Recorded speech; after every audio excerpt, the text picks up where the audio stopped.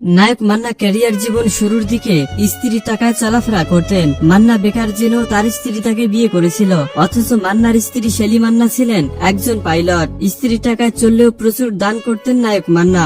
যদিও একসময় ক্যারিয়ার জীবনের উত্থানে প্রচুর টাকা পয়সা ইনকাম করেছিলেন তিনি, কিন্তু পৃথিবীতে তার সফলতা ছিল খুব অল্প সময়ের। তিনি বেঁচে ছিলেন 43 বছর, আর তার ক্যারিয়ার জীবন ছিল 22 বছরের। নিজেকে তৈরি করার শেষ সময়ে এসে তিনি পৌঁছে যান জনপ্রিয়তার তুঙ্গে, আর তখনই বিদায় নিতে হয় তাকে পৃথিবী থেকে। মানুষের সেবা করার জন্য নায়ক মান্না নিজেই তৈরি করেছিলেন মান্না ফাউন্ডেশন। তার স্ত্রী তাকে এতটাই ভালোবেসেছিলেন যে মান্না চলে যাওয়ার পর তিনি আর বিয়ে করেননি, বরং অভাব অনটনের মধ্যেও মান্নার তৈরি করা মান্না ফাউন্ডেশন তিনি এখন চালিয়ে যাচ্ছেন। এটার চেয়ারপারসনও তিনি। ঢাকাই ছবির পর্দা কাঁপানো নায়ক ছিলেন প্রয়াত চলচ্চিত্র অভিনেতা মান্না। খেটে খাওয়া মানুষের নায়ক ছিলেন তিনি। মৃত্যুর আগ পর্যন্ত উপহার দিয়ে গেছেন অসংখ্য ব্যবসা সফল ছবি।